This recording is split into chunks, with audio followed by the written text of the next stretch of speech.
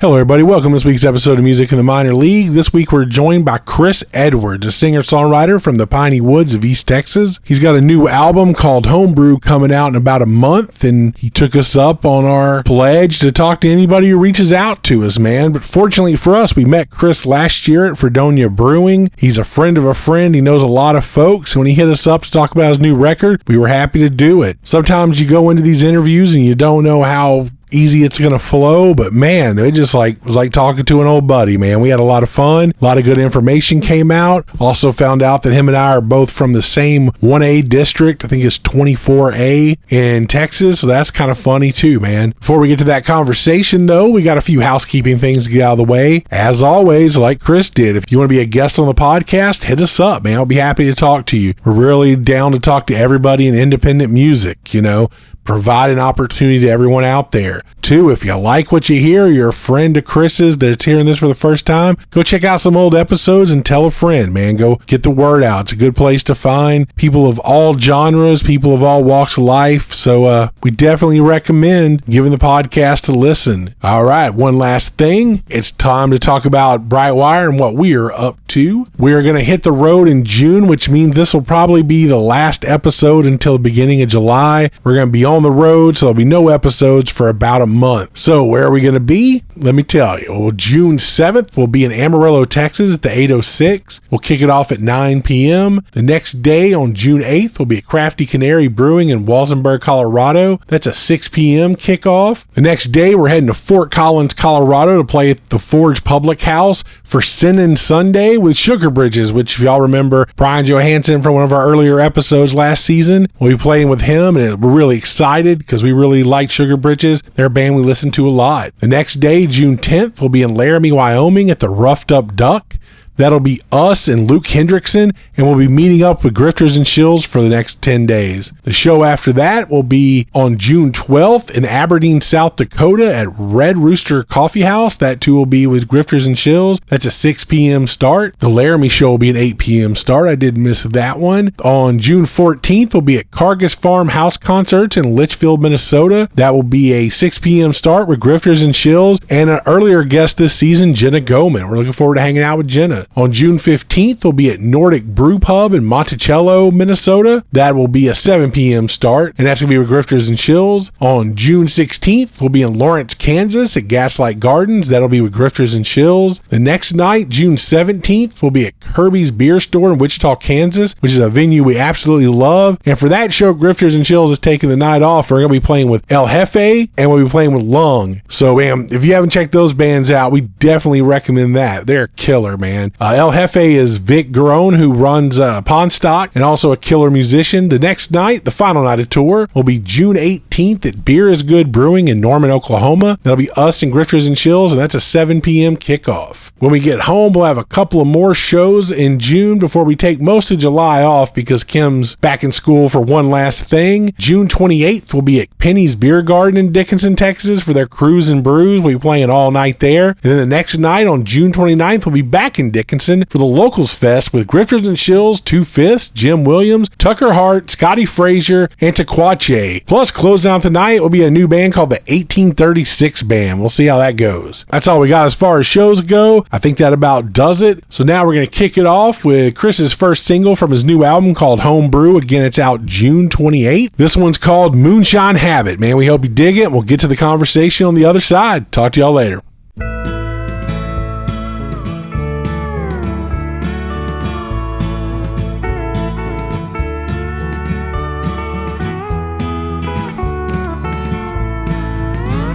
Well, my moonshine habit gets the best of me.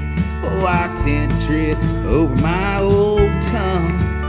Well, I stumble and I tumble over tables and chairs.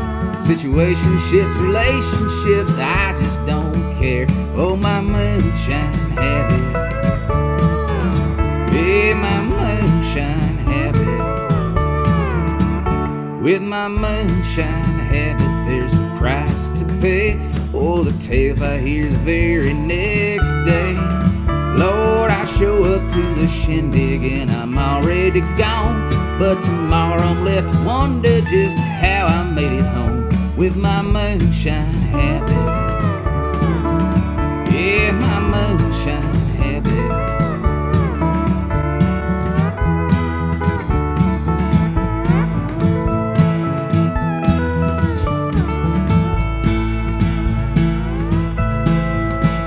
When that moonshine whiskey is off of the shelf, well, the hell nearly raises itself. Now if I'm feeling blue and I don't have a plan, I just pay a little visit to that old corn liquor man for my moonshine habit.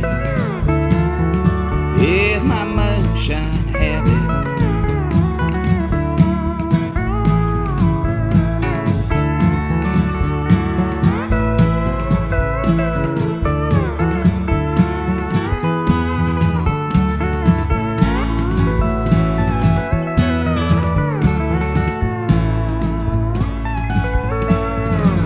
Well, my moonshine habit gets the best of me. Sometimes I have a problem, you see.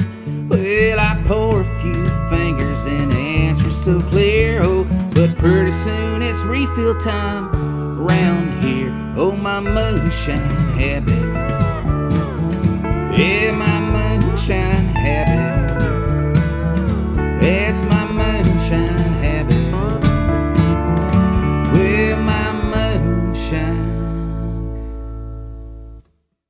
All right, y'all, welcome to this week's episode of Music in the Minor League. Today we are joined by Chris Edwards, singer-songwriter from the deep piney woods of East Texas. I see the Nacogdoches up above your shoulder, so, you know, we met Chris. It's one of those things where, like, we all know a bunch of the same people. We didn't meet Chris until March of 2023 when we were out playing at Fredonia. And he was nice enough to come check us out on Gabe Wooten's recommendation, and, you know, he sent us some songs. We checked it. We were in the middle of booking a summer tour, and it got lost in the mess and never replied because we're terrible people. And then hooked up again with Chris recently, so we're finally talking to him, man. So thanks for coming and talk to us today. Our fault, not yours. My pleasure, Samuel, and no worries, man. I mean, I'm real. It takes me a while sometimes to get around to all these newfangled types of communications too. So, you know, I mean, I understand, brother. Life gets busy, but thanks for having me on. It is funny because, like, I can pull up now, like, I was looking for your emails earlier with a few bit of booking we're doing now. It's like already down at the bottom of the page, and it's just like where are these songs that he sent? Like, I want y'all to hear these. So it's funny, man. Like, we start getting into the booking mess. It's just like, well, there went 2 pages of Gmail just like full of like everything that happened before that. It's just it's gone. So. Shit gets busy, man. It's just nature of the beast, you know. But it's a good problem to have with a lot of work coming your way. So yeah, I'm sure you're dealing with the same thing. You know, you've got a bunch of emails, I'm sure, going back and forth with mixes for your new record coming out. Yep. So tell us a little bit about that. You got a new record coming up. I do, man, and it's kind of the log jam kind of breaking. Been, you know, taking more or less a break for a long time. But Homebrew is the name of the new record. It's coming out June the 28th, and not really doing a lot of live stuff between. I played the other night in Lufkin, actually, the bar gig, but my band and I are playing June the 28th, doing a record release party at Macklemore's in Nacogdoches, which is a real fun place to hear music there now. And I mean, it's always been, but it seemed like it's becoming more of a hot spot for people who used to go to one bar, and then it shifted directions. But long story, I'll get into that later maybe. But yeah, we're playing with the Piney Rats, which is my buddy Casey's new project, and they're opening. But yeah, the record is going to be out then, and the new single Moonshine Habit has gone out to radio and already starting to get some traction. It's kind of a old time country vibe to it, and the whole record kind of has a stripped down approach, and really the concept behind it initially was I wanted to get back into music, having something out, and the impetus was a lot of the success that some of these people have been having, like Zach Bryan is his own cottage industry now, and people like Vincent Neil Emerson and several others, and like the redheaded guy from West Virginia, I don't know, that he's kind of a culture warrior figurehead now, is something Anthony. I know. Yeah, that guy. Yeah, he played the rodeo recently. That dude. Okay, yeah, he's blown up, but like my idea was like all these cats had gotten really popular with just these really crude sounding recordings. And so I thought, well, I can do that, and just wanted to do like a 4-track album at my house in my home office where I could just record just a guitar and vocal record. But my old Tascam, it partially shit the bed. So I called up a friend of mine who's a wizard with the tape machines and has a great studio. And he's just like, dude, just come record it here at the studio. And so, we got the first, session out of the way. We tracked the 11 songs for the record and just the guitar and vocal takes. And then I was like, well, I want to put a bass on there, or I want to add a mandolin part there, this, that, and the other. So before we knew it, we had something that was a little more fully fleshed out than what I'd initially, had conceived. And here we are. Yeah. So Homebrew still, because, even though that was the concept and title from the get-go, my idea was, well, I'll put it out and see if it sticks. And if there's enough interest, I'll do a more produced full band record, in the fall or winter or whatever, which I still will do a more produced sounding record maybe next year, but still calling it Homebrew because Grady Truchelette, who actually engineered and everything, the record, his studio is at his house, so it's still a Homebrew production. Yeah, so it's still covered in a different home. So yeah, I like that. That's a great name. That's kind of funny. So I was listening to I'm trying to remember the names of the song. Didn't Sean have it? No, but it was the Sweet, Low, High, and my blind's blanking out. Low, high, and loud. Yeah. I was like, that was when I was like, that sounds a lot like our friend Ben when he record albums. I don't know if you knew Ben Hall. He was friends with a lot of those people. Like, no, I didn't know. I never got the chance to know Ben, but I really like the record of you guys that I have. It has a cover of one of his songs on there, and that was really, I knew of him, but I don't think I ever heard him perform. But a lot of people that I really do admire and respect their opinions on really thought highly of him. And I heard, on y'all's record, there's the Ben Hall song. So yeah, and he recorded kind of the same way. Like, I want to set up 2 microphones, or 3 for the, and then just like, I'm going to plow through all the songs. And it's like, all right, now we'll just throw things on. But here's like, and every time I was like, hey man, what if we tried doing this to a click? You'd be like, no.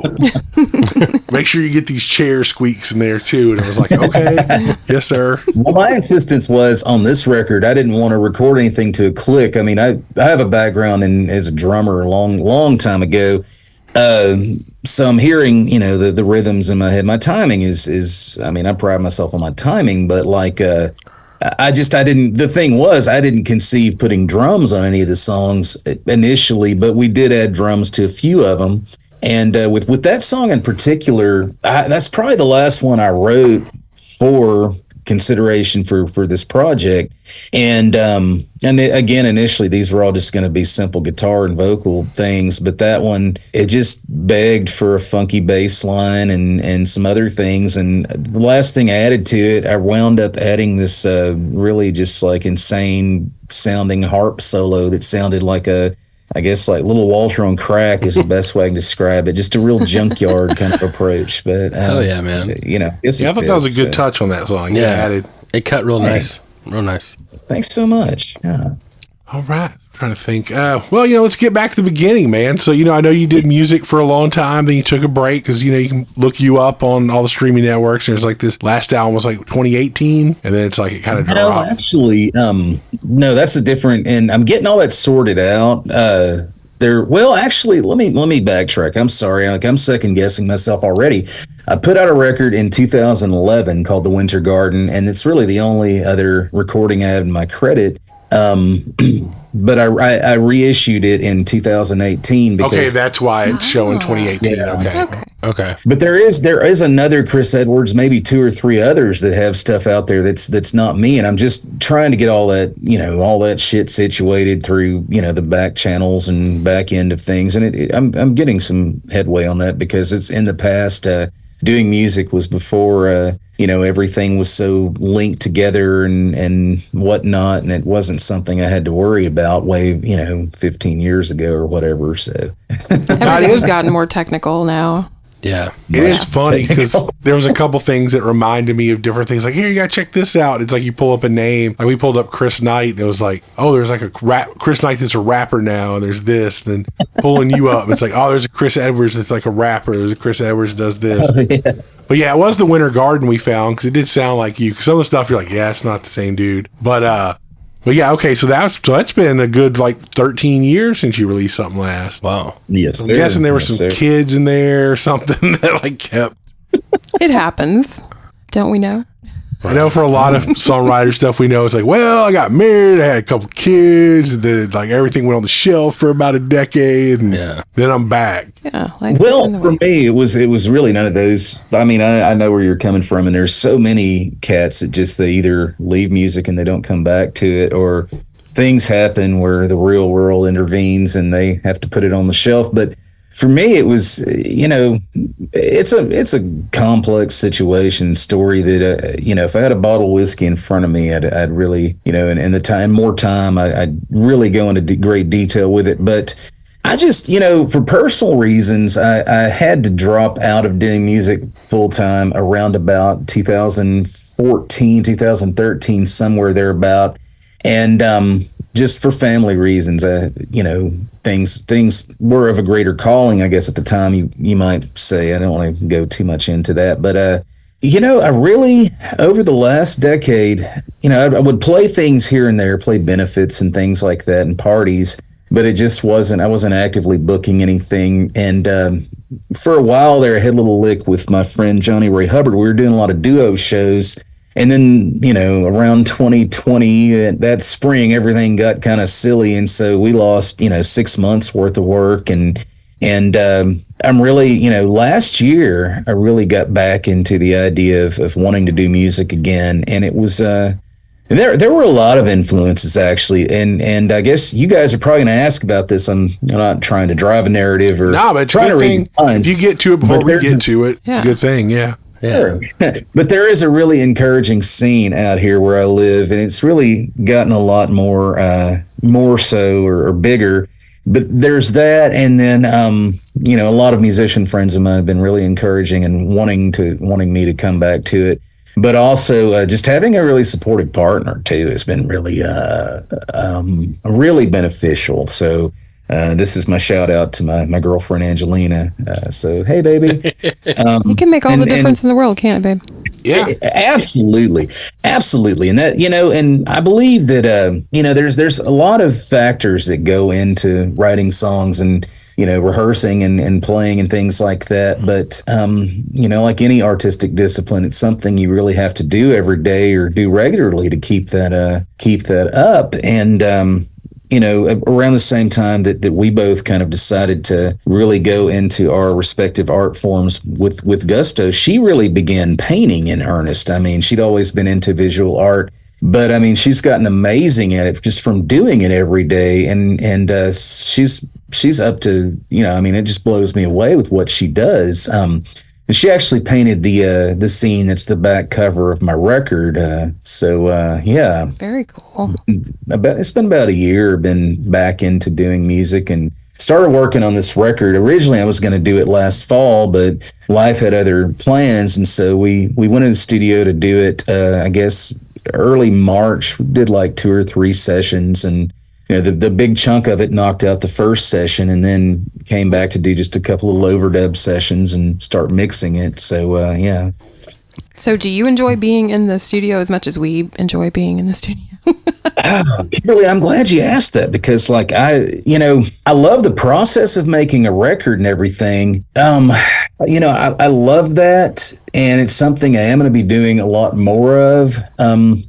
But I really have to say, playing live, like if I had to do a pecking order, playing the live gig is my favorite thing, followed by writing songs and then, making a record. But it's almost like one of those things where I think that if, I've talked to other artists and, all kinds of disciplines that they almost enjoy the process more than having a finished product. And I have to say, I'm in the same boat. Like I do love the process, and it is kind of sad, bittersweet to see it come to a close but it is also rewarding to get it out the door and have something to sell at shows or that people can listen to. So, but yeah, the long and the short is I do love the process of making a record, and I forgot how cool it was. So, it is fun.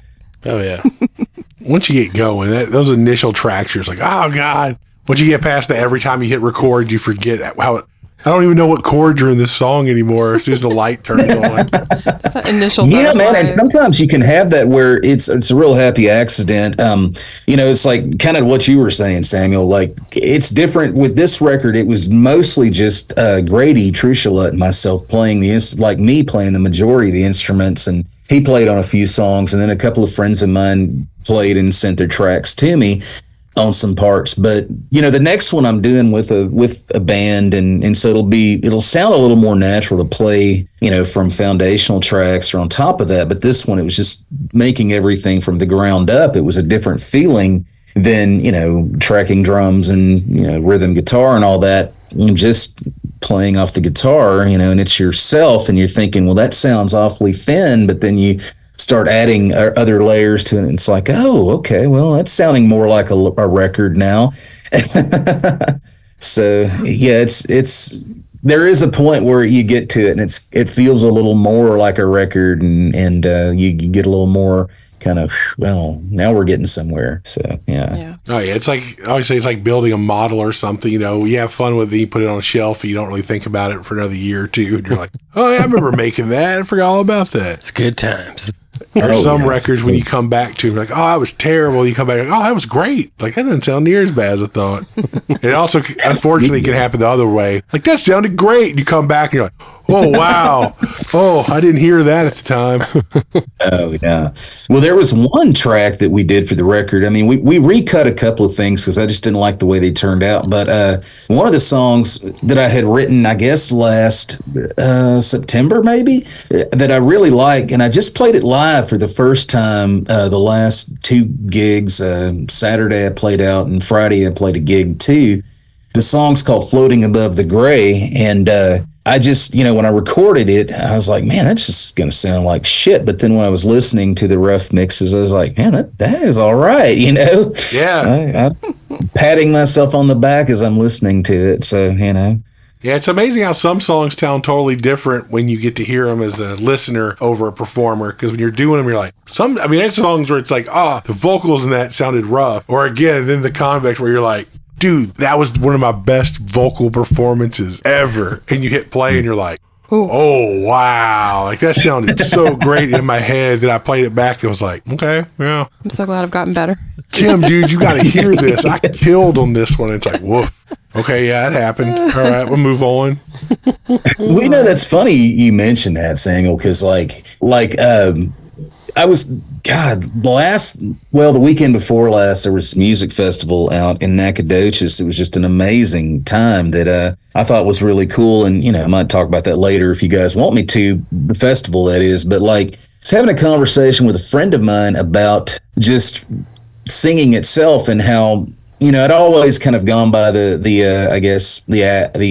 maxim, I guess you might say, well, anybody can sing. It's just having the discipline to do it, or just kind of developing a style. And but my friend was like, well, it's as much hearing as it is a physiological thing. That some people really do have that 10 ear, and there's people I've heard that probably shouldn't be on stage. I mean, I don't want to talk shit about any artists, but there is that thing where you hear yourself probably a lot more badass than you are. And there was a time, many years ago, when I was trying to do trying to get away from the more kind of country sounding vocals, trying to do this more kind of punk folk thing, and listening to recordings of it, I'm like, man, that was terrible. But then I was hanging out with a buddy of mine at a barbecue a couple of months ago, and he was remembering those gigs and that time in my artistic life. And he's like, man, you were like Rodney Crowell trying to sing punk rock. And I was like, wow, well, okay. And Rodney Crowell I love dearly, but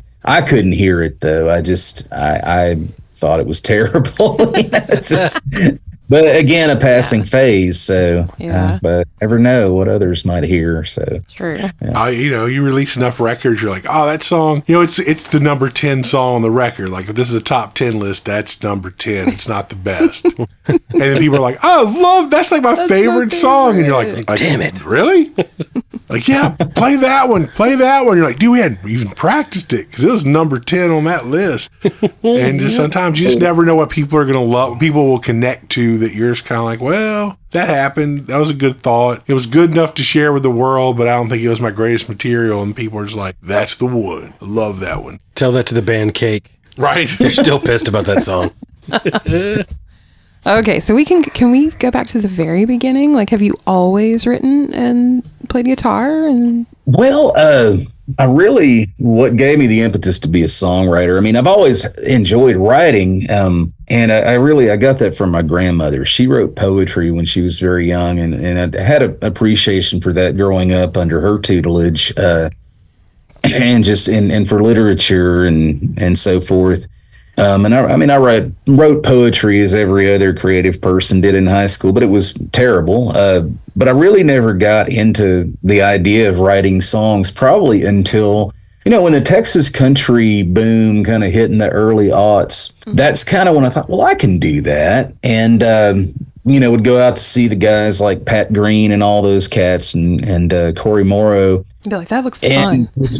Writing some stuff in a fashion similar to that, but it wasn't really until, I guess, going back more to the guys that were influencing those guys, the Guy Clarks and the Willis Allen Ramseys and Steve Frumholtz and Towns and all those guys, that really where I started to kind of get that, I guess, granular feel or respect for, heavy duty songwriting and appreciating it. And for a while I was trying to copy that, but then eventually, you always realize if you're doing it or aspiring to do it seriously or make it your thing, you grow away from that because you can't just imitate, what's come before you. And hopefully I've developed something in my own style. I don't know, but I enjoy writing songs. So that's awesome. Been doing it for a while. So fellow poetry nerd here. I also wrote poetry in high school. Maybe next time we hang out, we can compare. I'm pretty sure mine was more terrible than yours. Oh, man. Do you still have your journals? Oh, Lord. I was published. Do you have your live journal does not count as being published? I was published in my high school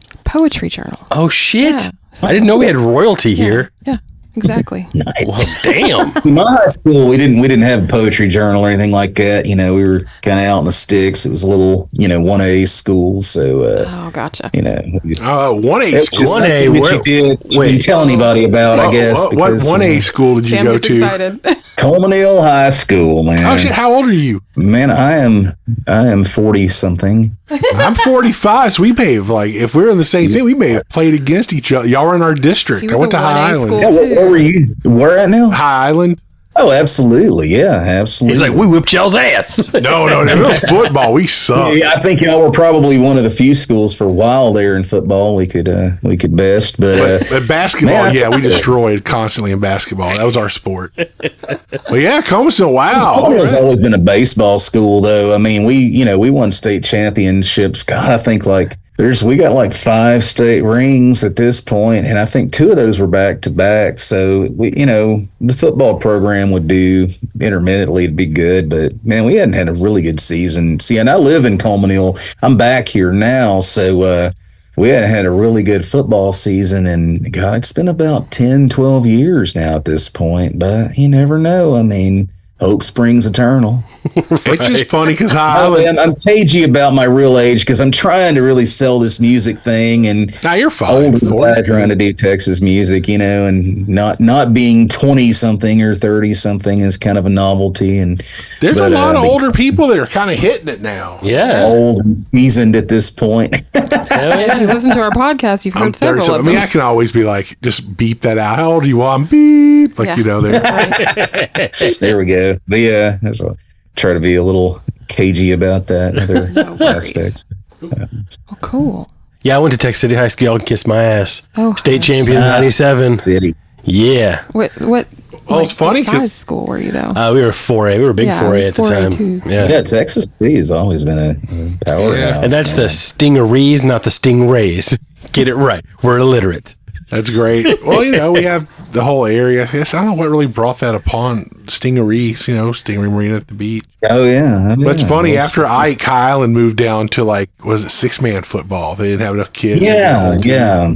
So those 6-man teams, dude, they get after it, and actually there's, a team that you guys probably played back in the day, Chester, which is right up the road from me.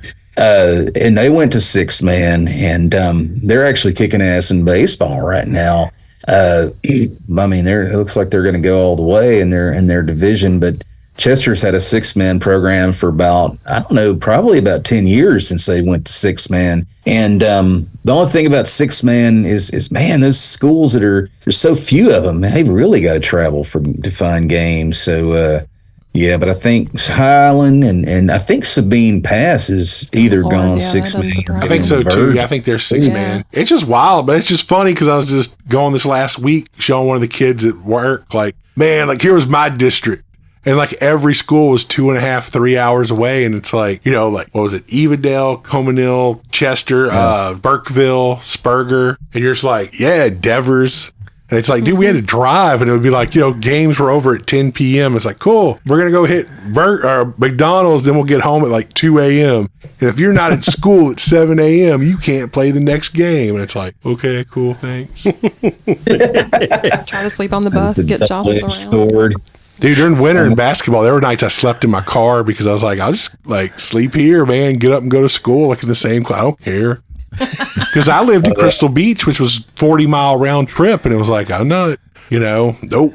No thanks. Yeah, you guys were out there kind of, left to your own devices. I mean, that was always fun hanging out on Crystal Beach, but man, that drive. Whew, it was. Speaking of which, man, kind of change the subject, but I mean, I could talk about high school sports and high school days all day long, but the reason we're here. The Crystal Beach song, I really dig it. It was I know that I heard it's not on the record of yours that I have, but I know it was out a little after that on the EP y'all put out. That's a damn good song. And I heard that one when I heard you guys play the first time. I really, really enjoy that song. So I figured there was a little autobiographical strain running through there. Well, that's the thing, the football part of it, talking about all the sports stuff, it's making a point for me that it's we kind of lived in remote areas, so we're talking about all this small town weird stuff. It's not just oh man, people love hearing about small towns, let's do that. I grew up in, insert spring, I'm gonna write a small town song. Right. I grew up in,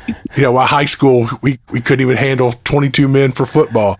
So it's that kind of thing, it was we're basically small town people. And there was a lot of local history in that, and the autobiographical. My personal part was just when I grew up, we had oyster shell roads and stuff down there. They weren't even paved streets. So it was kind of man, we came from this kind of lost area that, a lot of these people was oh, did you ever listen to these songwriters? Nah, man, I never made it to where I live. We were just what did the radio have, or what weird stuff did we accidentally pick up in a magazine while in the city or whatever? Stay up, we'd run the VCR late at night trying to get 120 minutes. We'd be oh yeah, man, 120 minutes was a source, man. I love that fucking show. Oh yeah. Man, and I just, it's, I don't even have, satellite or anything now. I got rid of my cable service, but some years ago, but man, I guess YouTube now, somebody's uploaded most of the old 120 minutes episodes, and it's just fun to go, over what some of those playlists were. I remember there was a compilation tape I had with, in the mid 90s.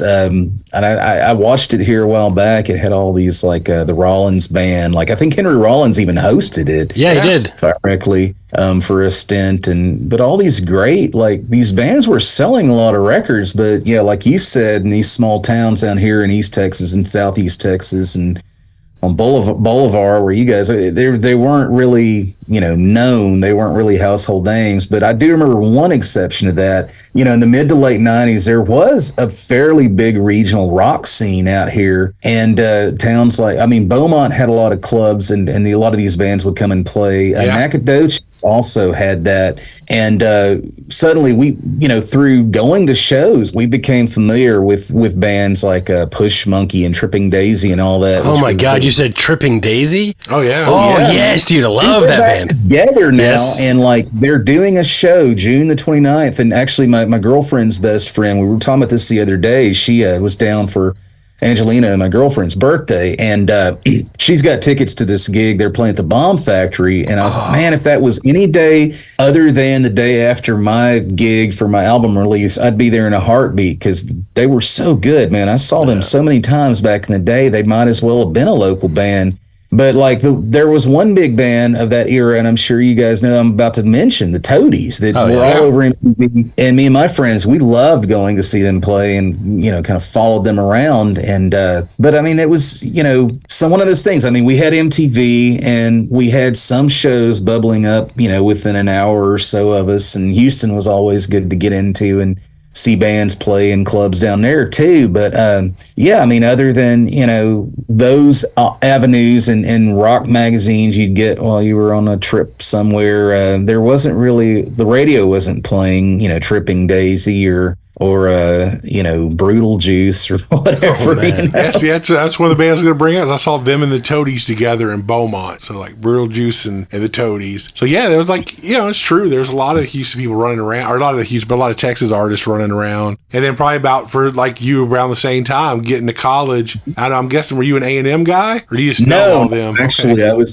Stephen F. Austin. I went to SFA in Nacogdoches, but I spent a lot of time partying at A&M. Friends. And actually, later wound up kind of, going and playing a lot of gigs there and stuff in College Station, and always enjoyed being around, that area. So. That's just funny, because everybody I know that are all A&M guys, like Messick and Gabe Wooten and Kevin Anthony and all that. So it was like, oh, maybe you went over there, but all right. It must be hard, but I think it would be difficult not to have a good music scene around NAC, because they've got such a good music program at SFA. True. Very true. They really do. And I think there's always been a really strong arts community there, and a really, big counterculture. And I think it would be there even if you didn't have a major university in the middle of town. I think that there's just something there. I'm a big history guy. I call myself an armchair historian. I don't have a degree in history or anything, but I mean, that's kind of my main passion, aside from writing and music, is history. There's just so much history in that town. And I think that anytime you have all those stories that are some still waiting to be told, I think that it draws a lot of people to channel that somehow. And I remember, of course, I grew up we would take day trips there. My grandparents and I would, to go see a great aunt who lived there and was kind of a storyteller and historian herself. And in high school, me and my friends would go to see shows there. Like, there were bands all over the place at the time in the early to mid 90s, or late 90s rather. Like, there was like the Beefmasters was one that sticks out to me, because they actually did get some traction, and they were always really great. And but a lot of the touring bands, I don't remember, aside from them, and maybe there was one or two others that I think were local bands I might have seen, some hardcore bands. But it was mostly touring bands that came through there and played some of these clubs and all ages shows and stuff that were just great. And it's funny that, it all kind of comes back around, because the guy who engineered my record, Grady, was in a lot of these bands back in the day there around Nacogdoches. He grew up there and got his degrees in audio engineering and stuff, and kind of came back and opened a studio and worked with different bands. But I remember seeing a band he was in back in I think 1999, they opened for the Toadies, and there was, that was a great show, and it was just really cool to be working with that guy now, and he has a lot of stories from that era, and so. I wonder if that's why we all love to perform live so much, because we went to shows when we were kids, and it looked like the most fun ever. Probably. Yeah. And it is. Yeah. I think so too, man. I think you're right, Kimberly, because not just going to shows, but back when we were coming of age, and one of the few, I guess, conduits to, there was MTV, of course, but also like Saturday Night Live used to book some good musical acts in the 90s. Yeah. And, I grew up, my grandparents were super into old time and bluegrass and singer-songwriters. So I got that from them. But as a teenager, you always go through that point of rebellion where you want things that are a little more hard and heavy. And at that time, the grunge thing was really nascent. But I could respect that, and I have a great respect for those bands now, but I really more glommed onto the little more harder, I guess. Like, I really loved Alice in Chains from that era and still love them to this day, but the things that were more metallic and I liked a lot of hardcore bands too, but I mean, you'd watch, like MTV, and you'd see like Chris Cornell or Lane Staley looking incredibly badass, and you'd want to emulate that. And then even, a little later, kind of some of the more, I guess, esoteric indie bands of that era that were getting some traction, like Fugazi and stuff like that, had their own kind of, I guess, I wouldn't say machismo, but their own heroic qualities that they looked in a more badass and a more pragmatic sense, I guess. So not trying to be the rock star, but definitely. Still looking incredibly cool. So yeah, and as far as a live show, just people just like, playing like this could be the last show I play, like, throwing themselves across the stage, falling down, jumping, stuff where you're just like, oh man, like these dudes are just kind of like, there's a Henry Rollins thing. He's like, I want to see a band. I want to be like, there's no way I can do this again for 24 hours. Like, I've expended everything. I need 24 hours rest before I can do it again. That's what I want to see from a band. Yeah, absolutely. Nice. Rollins, I never saw Rollins live back when he was still doing music, but I always, would see the Rollins band on MTV and stuff like that, and always read his little op-ed stories and different publications. He always seemed like a super interesting guy, but it's like we were talking about Black Flag before we started, and well, and this is a tangent, but like I always think that the stuff before Rollins joined was a really interesting period of that band. But going back to what you were saying, though, Rollins was a super intense performer, and man, I feel that. Like, hell, I mean, I did a music festival the week before last and played in a tribute band, and of course played my own stuff, but so I was doing double duty and all this, but like it was a day or two to recover from all that, because it was one of those day-long festivals. It's like, man, I gotta get into some semblance of shape to do this again. So Hydrate. We have learned that. Yeah. Cramp up if you don't. You really don't start drinking until after you're done. There you go. That works better. Right there, you said it. Yes. Yeah. Because there's so much time to kill beforehand, and that cold beer sounds so good. But yeah, I know, the carrot on the stick, though, it always should be. It's where like the decent NAs have helped. Like, I look like I'm drinking a beer, but I'm not. Right. But I'm also gonna be able to perform. And by the time I get there, I'm like, hey, everybody, welcome to the show. Yeah. Oh, those are always good nights. When I was solo, it wasn't that bad, but when you have two other people, it's like, why are you speeding up and slowing down and doing that? Like, you get the real emotional set with all the time changes and the long, drawn-out pauses. Robert's digging in, man. You aren't riding the wave like I am, dude. I'm not drunk. Wow. Riding the wave, man. So we've learned our lesson. Now we put on a show. Poor Health, yeah, he's the like straight edge one of the group, so he's all like, he's just like, these idiots. I'm stuck with these two idiots. As long as the check clears the bank, I'm good. Right. Words to live by. Both dollars make it in. Right.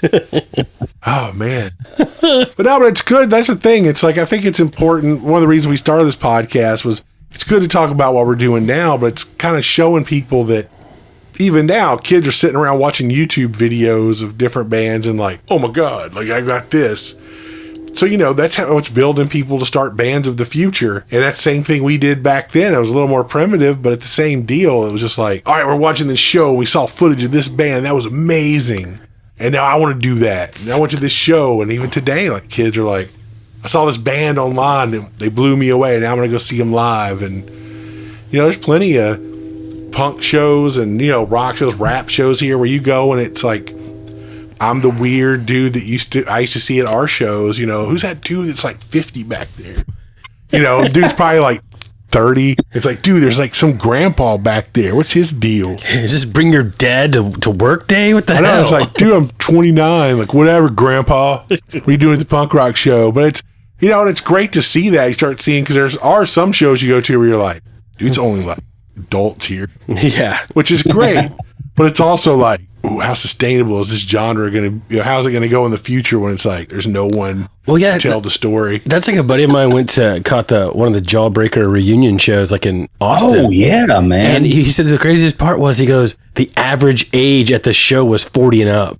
And he was like, man, that's not looking good. Like, we need some kids in here. Well, that's funny that you mentioned it, because like last fall, we went to go see Jawbreaker in Dallas on one of their the last tour they did. Yeah. And I mean, I'll go see them again, when they get back to playing again for sure, because I love that band, and never saw them, in their original heyday, but I was gonna see them at Riot Fest in the 2017 reunion, but then I wound up selling my ticket to somebody because I kind of crapped out the day I was going to leave for that show. But then finally saw them last year, and it was just, it was beyond beautiful. And it was like the one kid who was there was this little, I don't know, little twerp who was like trying to cause problems in the pit. And he does a stage dive, or he was going to do a stage dive. He got on stage, and one of the security guards just like projects him like a missile into the crowd, and nobody caught him, man. They was being a jerk to everybody in the pit, and I was like, man, it was so great. Like, they open with I love you so much it's killing us both, and I was just like beyond stoked. So I get in the pit. He wants to bow up to me, like, looking at me like, what you looking at, cowboy, and so I'm just like, you don't want any of this, dude. This is fully insured, boy. I can get broken. Yeah.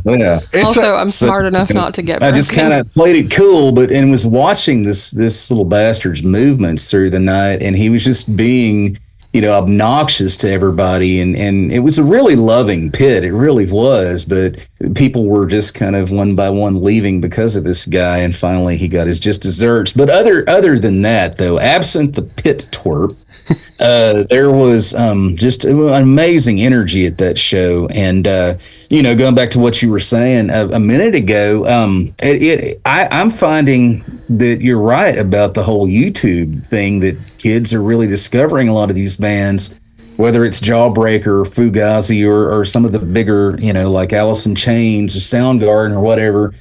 And the comments are littered with, inevitably, I mean, all of these, if only I could have been born back in that time period. I'd give anything to go back in time and see these guys live or whatever. And so in essence, it becomes like a folk culture thing, because these kids that are really into it, they're going to start bands and start writing songs after this fashion, or, whatever. I think, like, I read an interview with, I guess it was Tim Armstrong from Rancid many years ago, who said that as long as there's kids with problems and a guitar, there's always going to be, this kind of music transpiring somewhere. Now, whether it's, accepted by the masses is another thing altogether, but at least there's people, making music and doing something that's real instead of just with computers, which, whatever. I mean, we can talk about that all day, and I've got my opinions about that, and I guess there's validity. It's just not my cup of whiskey, though. So. Well, I think what's funny, too, is my son is 14, about to be 15. And, he's prime, like, he's finding music, and he's always been kind of into music. But recently, his birthday's coming up, and I was like, so Trey, what do you want for your birthday? He goes, I'd like some records. I was like, oh, okay, that's cool. What are you thinking? And he rambled off a couple of, like, he wanted like the Kendrick Lamar album, which we both agree that Kendrick Lamar is a great rapper, so I'm cool with that. Yeah. And then he's like, and then I went like, I don't know, can I get a Nirvana album? I was like, what? Yes. Well, hell yeah, we can, sir. And then he's like, and also, I'd really like that one of the Rage Against the Machine albums. I was like, holy shit, I raised a good kid. I did my job. Yeah, I win. Hell yeah, man. But that's the thing, is like, he found it, because I was always like, my dad never threw his music on me. I just kind of like discovered it on my own. And so that was my approach with Trey. It was like, hey buddy, you're going to, like, whatever you want to listen to, let's listen to it. And then I noticed probably about a year and a half ago, he started like listening to stuff that I listened to in high school. And I was like, what the hell? And he was just like, I really like this music. I just kind of found it. I was like, all right, we can be friends. It's cool. You can stay.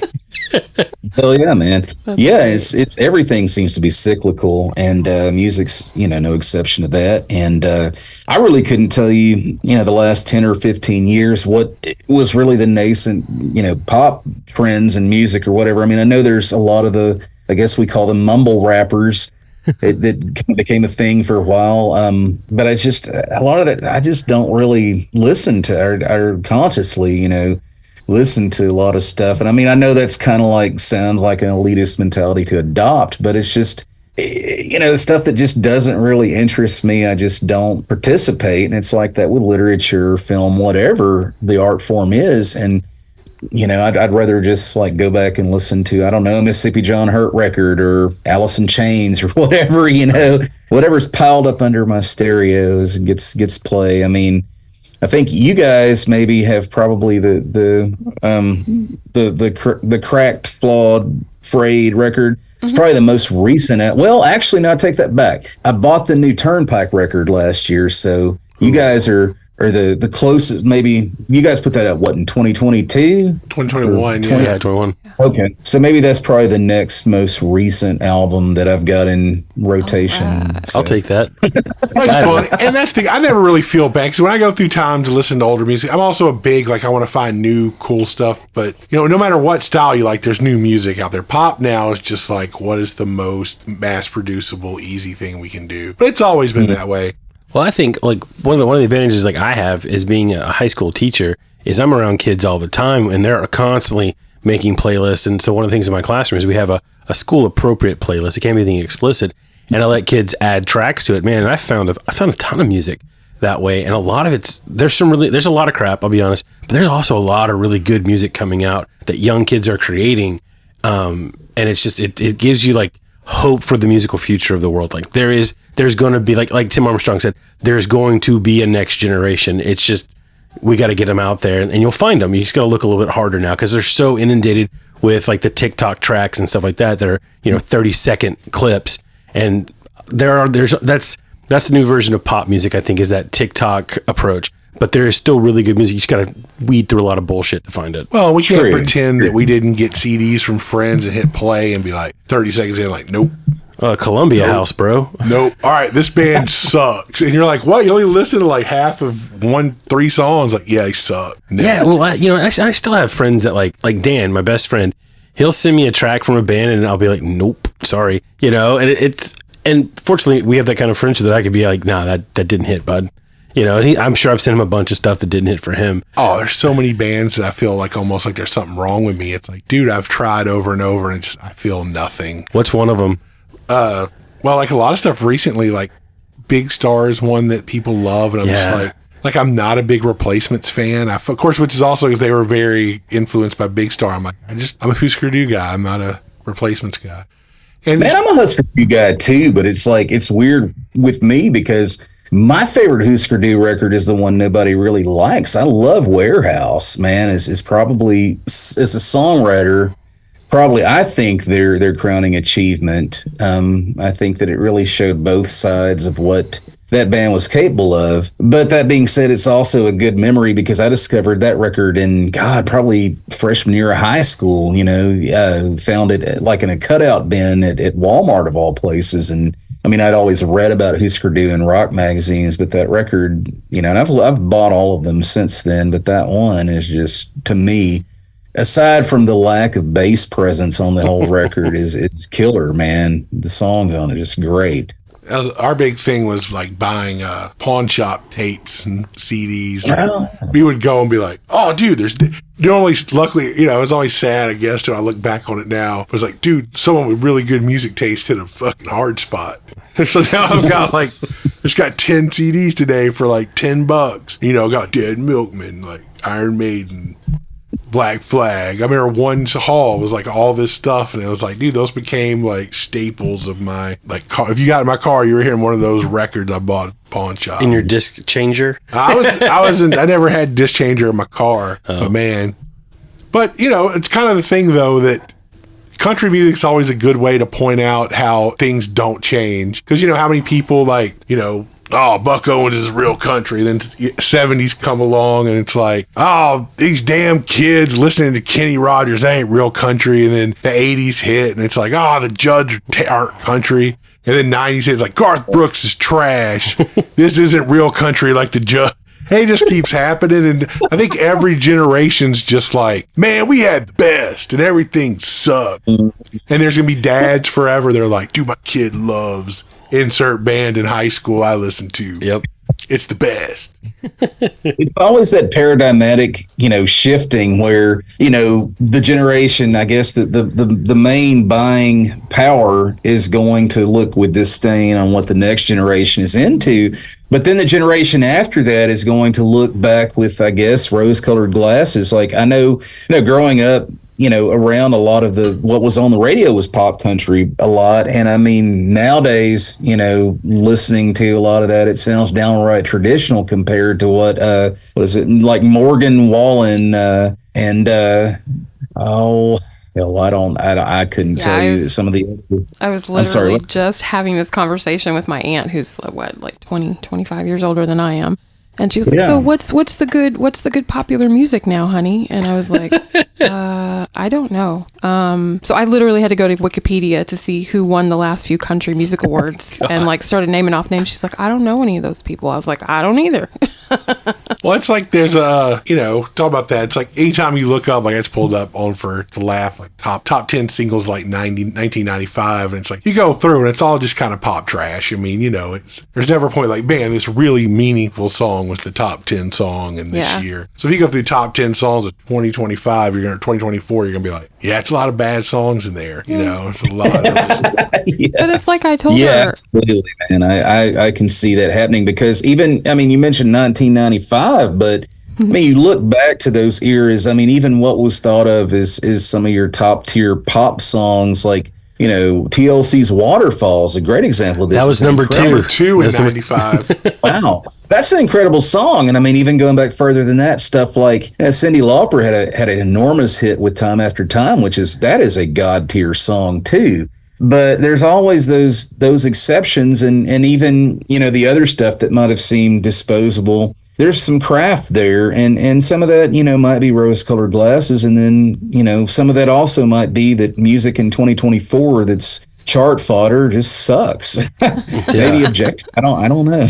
Well, I'm thankful that we live in an era now. And it's like I told her, I just listen to my friends' music. I listen to the music that I find that I like. That's what I listen to. And then the stuff I grew up on. And Kimberly, I'm glad you said that because I get asked all the time, and of course you guys, I'm assuming that you're asked the same question. Being a musician, you're expected to be this, I guess, barometer of musical taste and recommendations and things. And when people who aren't musicians or in the scene or whatever ask me that, I really don't know what to say except, some of the older stuff I listen to, they might recognize, but what my friends do, I've actually recommended you guys a time or two to some people, but people like, Mike Ethan Messick is always somebody that comes up in conversations about songwriters people should know. Incredible songwriter. Just amazing.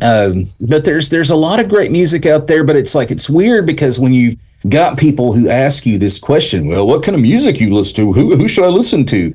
But they're on the more kind of, I guess, the tier of to them, Jason Aldean is who they would put on their playlist. They don't see it as like if your friends haven't sold millions of records or aren't selling out sheds, then to them it's not even a viable right. construct. It's like it's not even legit.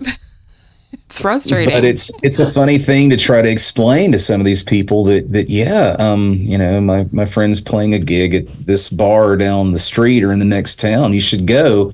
If they don't comprehend it, if it's not this massive undertaking of having to spend thousands of dollars for tickets to, some big arena show and having to call the babysitter and, plan this all out a year in advance or whatever, it's they don't understand. There's great music out there happening all the time everywhere, and that a lot of these, these tribes, they intersect and we know one another and dig on what one another does. So, yeah. Well, it's that false notion that something being expensive means it's of quality. Yeah. Ooh, you are right. We do that. Oh, this guy's rich. He's obviously intelligent. They should insert billionaire's name. Right. I'm saying, look at how across the spectrum, how's our government going with all the rich people running stuff? Right. How's music? How good is music? Back to music. Like, we can talk about that all day with kind of socio-political ramifications and by, people who have their hands on different dials. But a friend of mine who is one of those people who, is very much like just kind of consuming mainstream culture, glass by glass, what she spoon-fed, was having this discussion or brought up Kid Rock to me about a year ago, and just how she had watched an interview he had done with Tucker Carlson or something, and how awesome he was because he was worth, however many hundreds of millions of dollars. I'm like, but his music is terrible. Right. Her counter to that was, but he's rich and has all these houses, but his music is terrible. Well, it's because you have to appeal to so many, the Steve Albini dying a couple weeks ago was bring him up a lot, but it was that whole thing, like to appeal to millions of people, you have to be the most watered down, non-offensive, middle of the road, like milquetoast thing that you can possibly have, where it's like, there's no way I can have like 1 million people listening. There's nothing that's remotely offensive or off-putting to everybody. And so that means you have really nothing to say, because there's no way you're going to be that people across everything is going to be like, yeah. And it's like, it's not, I don't know. I think it's better. I think you're right. Yeah. Well, can I just suggest that we stop calling him Kid Rock? He's in his 50s. Yeah. What is up with that? I mean, what kind of a 50-year-old, 50-something still goes by Kid? I mean, I'm sure Lil Jon, he's closer to our age. I mean, he's probably dropped the Lil persona, right? I'm sure. But at least with he's still short. I mean, he's short. Yeah. Lil Wayne, same thing. Yeah. So at least it's descriptor. Yeah. But yeah, dude, like, why doesn't he just go by Bob Rock or Richie Rock? Bob Rock or Richie, that's the. Steve Albini and God rest Steve Albini's soul, wherever he might be looking on from the afterlife with disdain at bad records. Is a great example of someone who not just had an incredible ear for just, good music. What I agree with most of his picks, but also, somebody who bucked that system in his own bands. I mean, for Christ's sake, he had a band called Rape Man for a while, which, he regretted that some of these band names and song titles later on. But I mean, he's right. I mean, none of that stuff that he was doing with his bands would have ever gotten, any kind of widespread acclaim. Because it's too out there, too offensive. But, the Kid Rocks of the world, they can, put out stuff that's what the hell is ba witta ba or whatever, diggy. Is that a word? Those aren't words. That's from hanging out with Ted Nugent. Bam, that's what you get right there. Wang dang, sweet poontang, ba witta ba, diggy, huh? Okay. Yeah. How many words can we just mash together? The mumble rap of rock.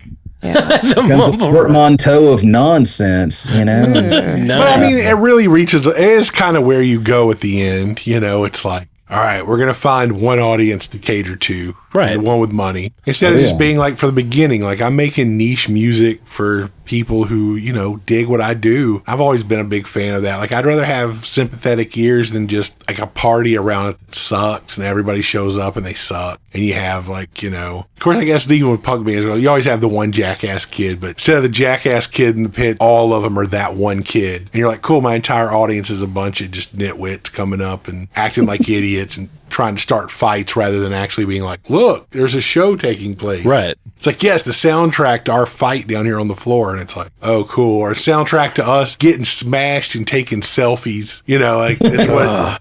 Every popular show I've been to lately. Or drink 35 White Claws and got a bunch of pictures. Oh my God. Or the drunk. There are no laws. Or the full on cell phone camera recording of the entire show.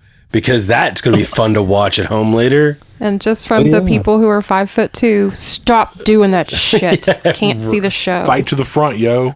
Right, get there earlier. I'm always mindful of that kind of shit too. It shows because, like, I'm a bigger guy, and so I try to, give a little more, I guess, birth to, people they're trying to watch the band on stage. But at the same time, with the cell phone thing, that just drives me bonkers. And maybe it's from going to shows as a kid that was not a thing. And I see that on YouTube channel comments about, there's always a couple of current threads running through it all. It's always we wish that we were old enough to have been born during that era to see these bands. And then B, how nice it is to see a band playing with nobody with their goddamn phones out, That's nice. But yeah, the phone thing, man. I mean, I understand, the need to document things now to show that to spread what you like. But it's at what point are you actually enjoying the proceedings? And it's just the dividing line between that and it just being I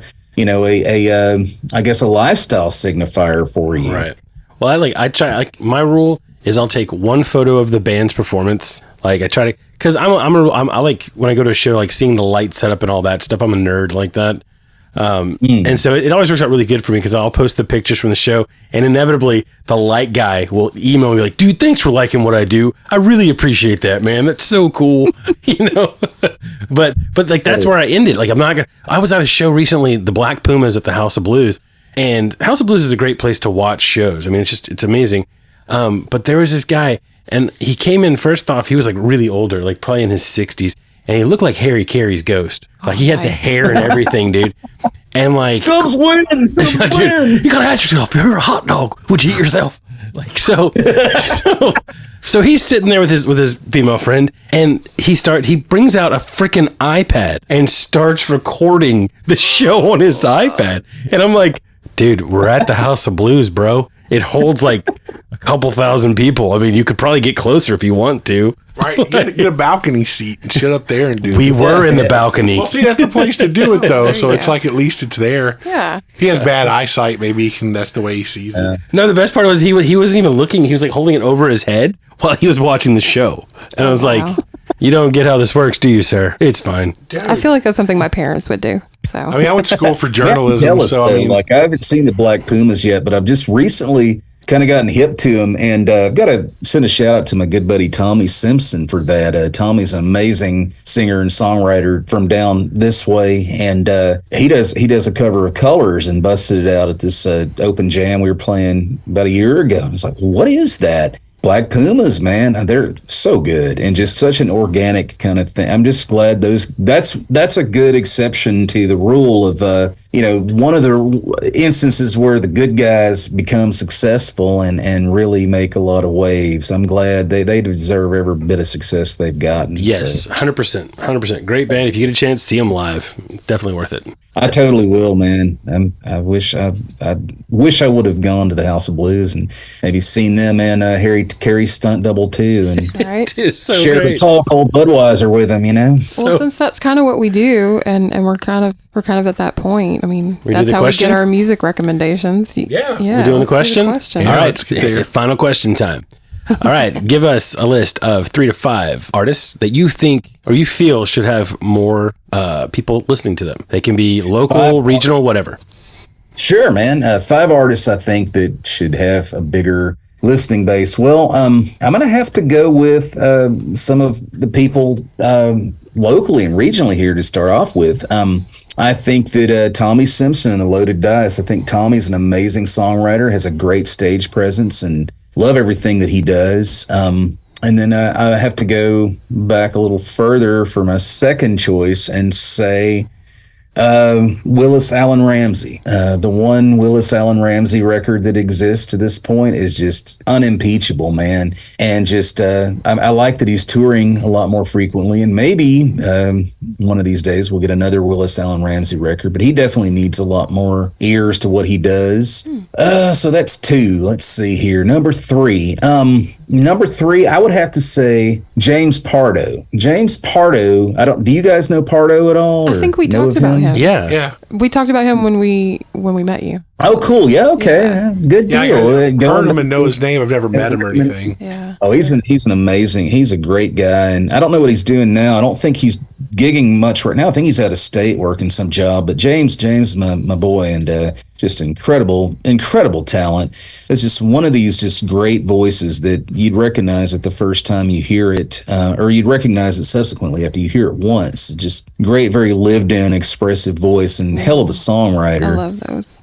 Kind of reminds me in some ways, different, but in some ways, if you guys and Gabe and some people turn me on to Charles Bryant, and I know that y'all have played with and stuff, and Charles has a similar kind of, it's different sound and different texture, but there's a similar kind of vibe there. Okay. But it's the same thing I think that I appreciate about that dude. I think you might dig, or others might dig if they listen to James. Let's see, there's 3. Number 4, let's see, Mike Ethan Messick. I mean, it's one of my favorite artists, period, and just a good guy and a good friend. And number 5, Country Willie Edwards. Country Willie Edwards is I've known him it's been over 20 years now, and Country Willie's he's just it seems like he's always been around. I mean, I joked the other day that he was there when Father Margill tapped the rock with his staff and split it to reveal a flowing spring there, which is, if you know anything about Nacogdoches and the lore that kind of, led to, that's present in Nac's history. Father Margill was a Franciscan priest. It's an interesting story. I won't go into great detail, but anyway, suffice to say, Country Willie is just he's a force of nature and elemental. And it's really funny because, him and Gabe Wooten actually went to high school together, and in a tiny like Rusk High School. So, and they grew up not far from each other. And so 2 great songwriting musical geniuses come from such a rural area and are out there doing it, There's got to be something. And Willie, if you ever get a chance to catch him, I think, Charlie Crockett put one of Willie's songs on his latest record, and Willie can be, seen a lot of places. I mean, he plays around Nacogdoches quite a bit, and he, plays all over Texas, but just an incredible force of nature. But I feel that he's one more people should be paying attention to, and hopefully more people will pay attention to pretty soon. Heck yeah. But, that's a solid list. Thank you very much for that. Hell yeah. All right. Well, then with that, we're going to say, is there any one last thing you want to talk about? Anything you didn't cover? Oh, man. Well, just want to say thank you guys for having me on. I dig what y'all do, and keep up the great work. And this has been a great resource, not just for turning people on to artists I don't think they would have heard otherwise, but also I really dug what y'all did about the touring segments. Oh, thank and, you. Those kinds of topics, I think, very informative. But as far as, my own front, just excited to be, doing some music again. And we're doing my band's playing the CD release show at Macklemore's on June the 28th. And then I'm doing some stuff after that, just a lot of songwritery kind of shows, but hopefully in the fall and winter, we'll be doing some more regular gigs in the region and see where it goes. You never know. But if you get a chance, check out my single Moonshine Habit, and like me on the socials and all that kind of stuff, the Face Place, my book, all those kinds of avenues and alleyways to go down the digital domain on. And Chris Edwards Music. I think it's what it is on all of them. So and it's coming out June 28th, right? Yes, sir. June the 28th. The name of the album is Homebrew, and it's got a drawing of a earthenware jar of moonshine on a jug of moonshine on it. So nice. Big yellow cover. So pretty easy to spot in the crowd. Can't miss it. Well, cool, man. Well, thanks for coming. Well, hopefully, next album comes out. We'll talk to you again then. Sweet, man. Hey, thank y'all so much. Oh, man, you're welcome. Take care. Good to talk to you. Thank you. All right, y'all, that does it with this week's episode of Music in the Minor League. We hope you enjoyed our conversation with Chris Edwards. Remember, he's got a new album coming out on June 28th called Homebrew. While you're at it, you can go to your favorite streaming network and follow him there, and you can listen to the new single from that album that led off the episode called Moonshine Habit. Go there, follow his profile on Spotify or YouTube Music or whatever. That way you get alerted when the new album drops on June 28th. Again, before we go, if you like what you heard, tell some friends about it. Help these folks get the exposure they deserve. man. A lot of people out there making music. If you like the music, share it, man. Help people get the word out. It's free for you, man. It helps us like so much. I mean, it's hard to even quantify how much it helps to have folks just actually talk about what you do and share it with friends. If you want to be a guest on the show, don't be shy. Hit us up. We may be booked up a couple of weeks, but we will get you in the queue and we will get to you, man. I promise. As far as anything else goes, you heard it all in the intro, so we'll let it go for now. We hope y'all have a great one, and we'll see y'all next time. Later.